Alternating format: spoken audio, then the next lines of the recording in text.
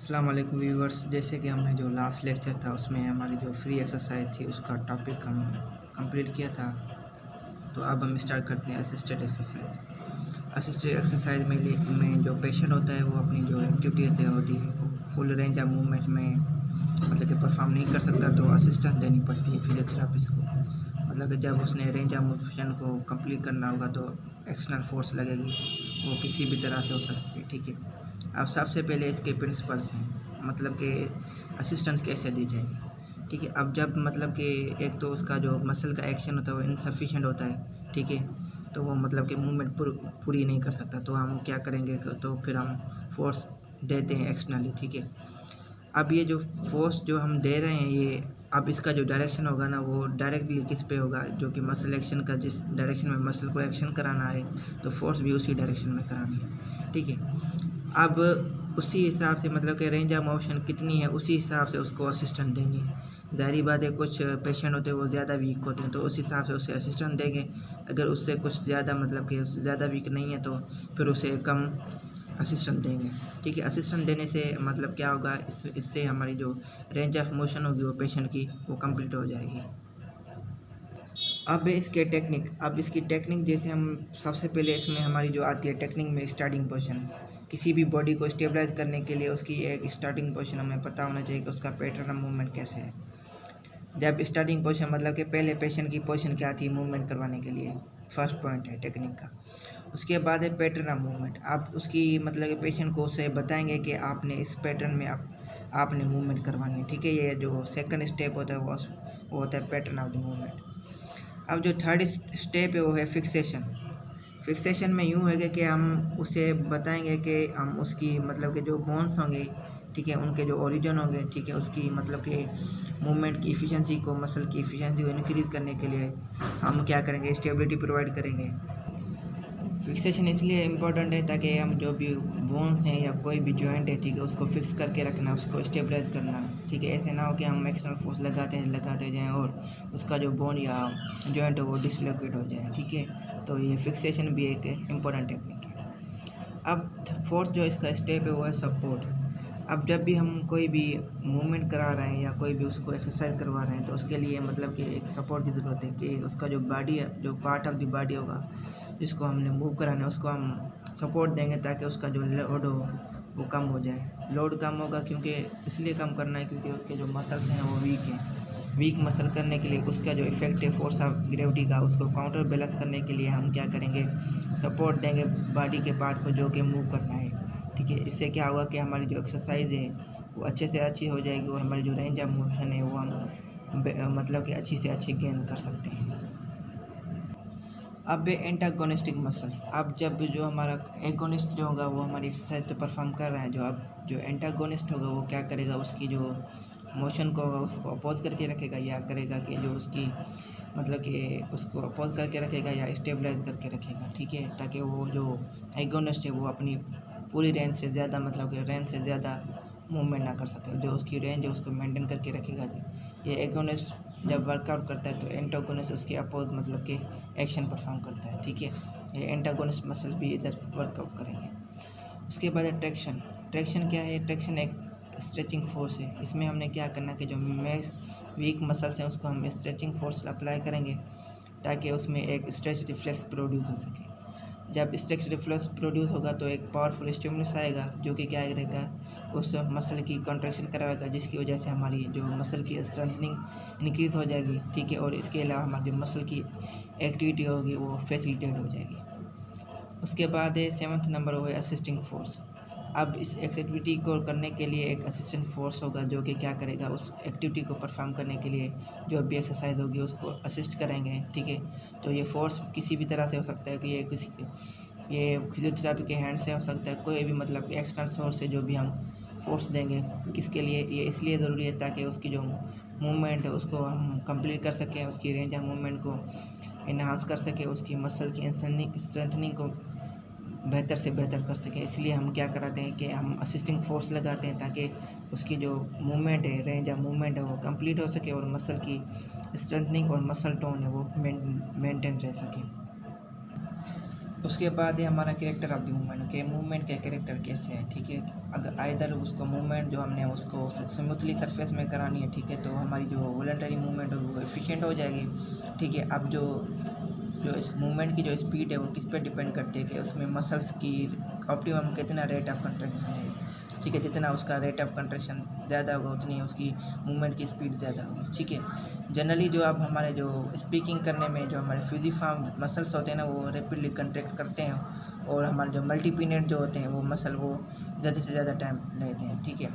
अब जब ज़्यादा से ज़्यादा वीक मसल्स होंगे वो क्या करेंगे, वो अपना एक तो अपना लार्ज टाइम लेंगे, ठीक है, कॉन्ट्रैक्शन करने के लिए, ठीक है। क्योंकि कुछ मसल्स पेशेंट इतने भी होते हैं कि उनको वो मूवमेंट बिल्कुल भी नहीं कर सकते, असिस्टेंस के बावजूद भी उनकी रेंज ऑफ मूवमेंट प्रोड्यूस नहीं होती, तो फिर उनमें जस्ट एक फ्लिकर होता है, वो उनमें हमारा जो होता है वो एक्सपेक्ट किया जाता है, मतलब कि वो शो ऑफ होता है कि वो सिर्फ फ्लिकर मूवमेंट प्रोड्यूस कर सकते हैं, जो कि वेरी वेरी वीक मसल्स होंगे जिन पेशेंट के, ठीक है। उनमें क्या होगा कि जस्ट मूवमेंट के लिए वो फ्लिकर प्रोड्यूस कर सकेंगे।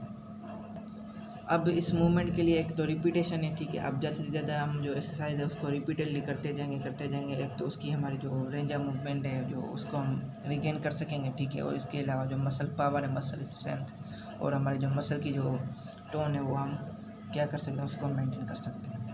उसके बाद है कोऑपरेशन ऑफ द पेशेंट। अब सबसे मेन पॉइंट होता है कोऑपरेशन। अब अगर हमारा जो पेशेंट है वो कोऑपरेटिव होगा तो हम जो भी हमारा जो एम होगा उसको मतलब कि अचीव करने में हमारा ज़्यादा से ज़्यादा टाइम नहीं लगेगा, बहुत ही थोड़ा टाइम लगेगा। क्योंकि वो अगर कोऑपरेटिव होगा तो वो खुद ये डिज़ायर करेगा कि मैं जल्दी से जल्दी अपनी जो डिफॉर्मेटी है उसको रिगेन कर सकूं और अपनी जो रेंज ऑफ मूवमेंट है उसको कंप्लीट कर सकूं, और उसके अलावा अपनी जो मसल की स्ट्रेंथनिंग है उसको जल्दी से जल्दी इंक्रीज़ कर सकूं।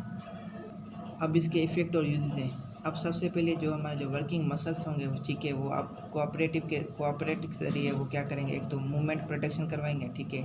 क्योंकि इसी की वजह से हम क्या करेंगे, एक तो हमारी जो डिमांड होगी वो मैक्सिमम एफर्ट लगाए नहीं पड़ेगी, क्योंकि इधर फिजियोथेरेपिस्ट का रोल होगा, तो जिसकी वजह से मसल जो होगा वो स्ट्रेंथ गेन कर सकेगा और मसल की हाइपरट्रॉफी हो जाएगी, ठीक है। इसके अलावा हमारी जो पैटर्न होगा कोऑर्डिनेट मूवमेंट की वजह से हमारा वो एक तो हमारी परफॉर्मेंस जो मूवमेंट होगी वो करेक्ट हो जाएगी, ठीक है। तो पेशेंट होगा जो विदाउट असिस्टेंस के इसमें मतलब कि अचीव कर सकता है, ठीक है। अब रिपीटेडली करने से इसका जो एक तो हमारे जो असिस्टेंट है वो करेक्ट पैटर्न में करते जाएंगे, तो रिपीटेशन से तो हमारा जो पेशेंट होगा वो एक तो ये सीख जाएगा कि उसको मूवमेंट को कैसे कंट्रोल करना है, और ठीक है। और इसके अलावा वो अपनी जो है एक तो उसकी कोऑर्डिनेशन की वजह से वो हम जो है फिजियोथेरेपी से अपना जो उसका गोल होगा जो कि एक पर्टिकुलर एम है उसी एक्सरसाइज के लिए, ठीक है, वो जल्दी से जल्दी अचीव हो सकता है। अब थर्ड पॉइंट है कॉन्फिडेंस। एक तो जब कॉन्फिडेंस एक पेशेंट में अवसर हो जाएगा, तो फिर जब एक पेशेंट में कॉन्फिडेंस आ जाएगा तो फिर वो खुद ब खुद मतलब कि फिजियोथेरेपिस्ट के कहने के बावजूद भी वो जो उसने एक दफ़ा कह दिया होगा तो वो उसको परफॉर्म करता रहेगा, क्योंकि वो समझ जाएगा कि मुझे ये मेरी ये जो मूवमेंट्स है ये इसलिए मतलब कि वो उसकी इसी ऐसे करने से उसकी जो है रेंज ऑफ मूवमेंट बेहतर हो सकती है, स्ट्रेंथनिंग हो सकती है। तो ये सारे इसी काम की वजह से वो अपनी एक तो उसमें कॉन्फिडेंस बिल्ड हो जाता है, जिसकी वजह से वो अपनी जो मसल स्ट्रेंथनिंग है वो अच्छे से रिगेन कर सकता है, मतलब कि अचीव कर सकता है। अब जो हमारी जो इफेक्टिव जॉइंट है उसकी जो मूवमेंट की रेंज है उसको हम इंक्रीज़ कैसे कर सकते हैं असिस्टेड एक्सरसाइज की वजह से, क्योंकि अब जब हम असिस्टेंस देंगे, ज़ाहिर बात है जो अगर मसल्स एक इफ़िशिएंट इतने नहीं हैं तो असिस्टेंस देने से वजह से हमारे जो मसल्स हैं वो इफ़िशिएंट हो जाएंगे, ठीक है। जिसकी वजह से हमारी जो रेंज ऑफ मूवमेंट और जो मसल स्ट्रेंथनिंग है और स्पीड ऑफ मूवमेंट है, ठीक है, और हमारी जो सारी स्ट्रेंथनिंग जो होगी मसल की वो इंक्रीज़ हो जाएगी। ये टॉपिक इधर कंप्लीट होता है। उसके बाद है असिस्टेड रेजिस्टेंस एक्सरसाइज। इसके लिए मतलब कि एक तो पेशेंट को असिस्टेंस भी देंगे और इसके अलावा रेजिस्टेंस भी देंगे, ताकि उसकी मसल की जो पावर है वो उसको हम मतलब कि गेन कर सकें, उसको अचीव कर सकें। अब प्रिंसिपल है रेजिस्टेंस का। अब जो रेजिस्टेंस है वो मैंने आपको पहले बताया कि अगर फोर्स मतलब कि मसल कंट्रैक्शन का जो फोर्स है उसको करने के लिए एक्सटर्नल फोर्स लगाते हैं, ठीक है। अब टेंशन इंक्रीज़ होगी जब उस पर अपोजिंग फोर्स लगेगा। जब उसको मतलब कि मूवमेंट करने के लिए हम उसको रेजिस्टेंस ज़्यादा से ज़्यादा देंगे तो टेंशन ज़्यादा प्रोड्यूस होगी, टेंशन ज़्यादा प्रोड्यूस होगी तो पावर बढ़ जाएगा, पावर बढ़ जाएगा तो उसकी मसल की हाइपरट्रॉफी हो जाएगी, तो मसल मास जो होगा वो इंक्रीज़ हो जाएगा। ठीक है, अब जब कोई भी आइसोटोनिक कंट्रैक्शन है उसमें हम रेजिस्टेंस फोर्स लगा रहे हैं तो हमारे क्या होगा कि जो इंट्रामस्कुलर टेंशन है वो इंक्रीज़ हो जाएगी। ठीक है, किसी भी मतलब कि कोई भी इंटरफेरेंस नहीं होगा किसी भी मसल का कोऑर्डिनेट मूवमेंट करने के लिए। ठीक है, अब जब मैक्सिमम इंक्रीज़ हो जाएगा इंट्रामस्कुलर टेंशन में आइसोमेट्रिक कंडीशन में, तो फिर उसको हम वो ज़्यादा से ज़्यादा बढ़ जाएगा क्योंकि उधर रेजिस्टेंस प्रोवाइड कर रहे हैं, और रेजिस्टेंस किसके इक्वल हो जाएगा, जो कि हमारे मसल जो होगा जो उसकी एबिलिटी को मतलब इसी काम को होल्ड करके रखा है उसके इक्वल हो जाएगा। अब 5 फैक्टर्स हैं जो कि बता रहा है कि मस्कुलर एफिशिएंसी के लिए वो इम्पोर्टेंट है। सबसे पहले है पावर। अब पावर कैसे डेवलप होगा, जब क्या करेंगे मैक्सिमम रेजिस्टेंस देंगे तो उसका जो मसल की जो एबिलिटी है वो बढ़ जाएगी। ठीक है, तो रिपीटेडली वो पावर रेजिस्टेंस देने की वजह से एक तो उसे ज़्यादा से ज़्यादा फोर्स लगाना पड़ेगा, ज़्यादा से ज़्यादा जब फोर्स लगेगा तो उसका जो मसल पावर है वो इंक्रीज़ हो जाएगा। अब इंड्योरेंस जो होता है ये कोई भी मूवमेंट होगी उसको रिपीटेडली करता जाएगा। ठीक है, आप जब भी कोई भी मतलब कि एक एक्सरसाइज करवा रहा है उसको रिपीटेडली करता जाएगा तो उसकी एक तो उसकी जो मसल टोन है वो मेंटेन रह जाएगी, और उसके अलावा उसकी मसल की जो हाइपरट्रॉफी हो जाएगी। ठीक है, उसके अलावा मसल स्ट्रेंथनिंग जो होगी वो बढ़ जाएगी।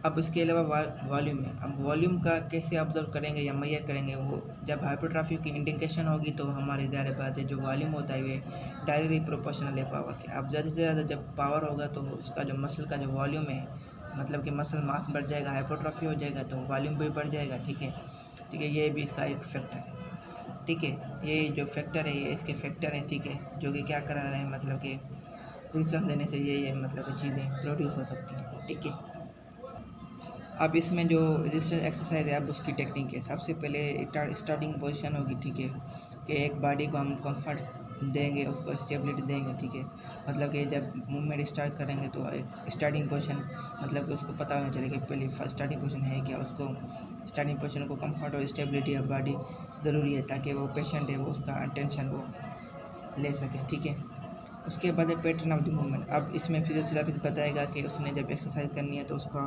जो मूवमेंट का जो पैटर्न है वो किस तरह रखना है। तो ये 3rd पॉइंट होता है इसका, मतलब कि मूवमेंट ऑफ द पैटर्न, मतलब कि जो पैटर्न होगा उसका movement, pattern of the movement ये 2nd पॉइंट होता है, जिसमें हम क्या होता है पेशेंट को मतलब कि बताया जाता है कि आपने इस पैटर्न में मूवमेंट करवानी है या एक्सरसाइज करनी है।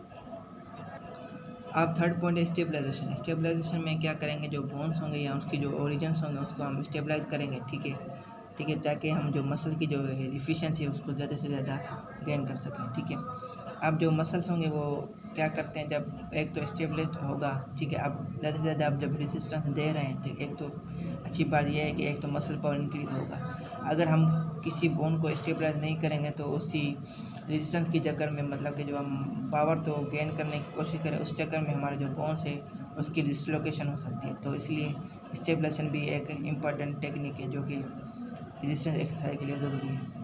उसके बाद है ट्रैक्शन, जैसे उसमें पढ़ा असिस्टेड एक्सरसाइज के लिए पढ़ा था वही सेम है कि जब हम मतलब कि मसल की स्ट्रेचिंग करेंगे तो उसके लिए हम एक तो मेयोटिक स्ट्रेच रिफ्लेक्स उसको इलिसाइट करेंगे। ठीक है, इस रिफ्लेक्स की वजह से क्या होगा कि ये एक पावरफुल स्टिमुलस प्रोवाइड करेगा, जो क्या करेगा एक तो हमारी जो कंट्रैक्शन करवाएगा मसल की, और ये क्या करेगा एक तो रेंज ऑफ मूवमेंट को फैसिलिटेट करके रखेगा। ठीक है, ये एक 4th पॉइंट है ट्रैक्शन। उसके बाद रेजिस्टेंस फोर्स इसलिए है कि ये आप रेजिस्टेंस जब देंगे तो इस फोर्स की वजह से जो हमारी जो होगा ये किसी भी मैनुअल प्रेशर की वजह से भी दे सकते हैं, वेट की वजह से, स्प्रिंग की वजह से भी ये रेजिस्टेंस फोर्स होगा। अब रेजिस्टेंस फोर्स देने का फ़ायदा क्या है, एक तो इस देने की वजह से एक तो हमारा जो पावर ऑफ द मसल से वो हम इंक्रीज़ कर सकते हैं, एक तो मसल टोन है उसको मेंटेन कर सकते हैं, रेंज ऑफ मोशन भी उसको हम क्या कर सकते हैं कंप्लीट कर सकते हैं।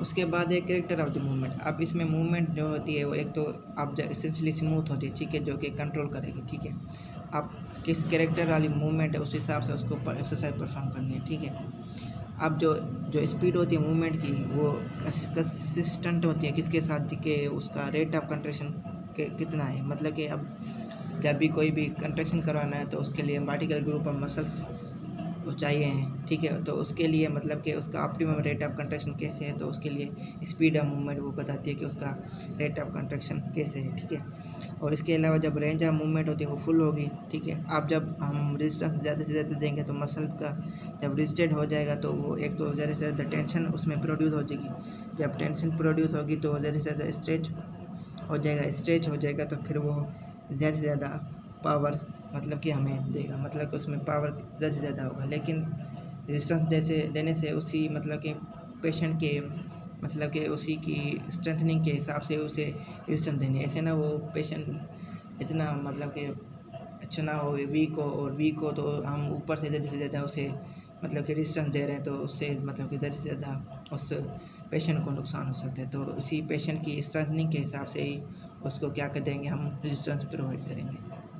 अब जो भी मूवमेंट होगी उसको क्या करेंगे, रिपीटेडली करवाते जाएंगे ताकि क्या करें, ताकि वो एक तो अपना क्या करेगा, एक तो वो मसल पावर बढ़ाने के लिए, ठीक है, वो रिपीटेडली करता जाएगा तो एक मसल पावर बढ़ जाएगा, स्ट्रेंथनिंग बढ़ जाएगा, मसल टोन भी उसकी मेंटेन रह सकेगी।